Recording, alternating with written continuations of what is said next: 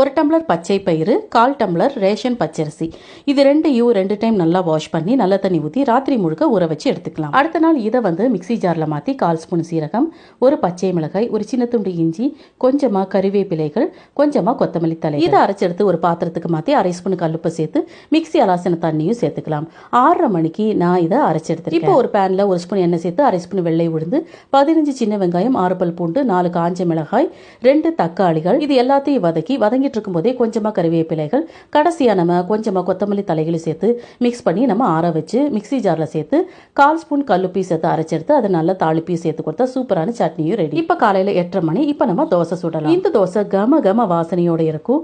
நம்ம உடம்புல நோய் எதிர்ப்பு சக்தி அதிகமாக்கி கெட்ட கொழுப்பையெல்லாம் கரைச்சிரும். வயிற்று புண்களை சரியாக்கும், புற்றுநோய் செல்கள் வராம தடுக்கும். நம்ம உடம்புல இரும்பு சத்தை அதிகமாக்கி ரத்த சோகை வராம தடுக்கும். ரொம்ப டேஸ்டான இந்த தோசைக்கு பூண்டு சட்னி, கார சட்னி, தக்காளி சட்னி பெஸ்ட் காம்பினேஷனா இருக்கும்.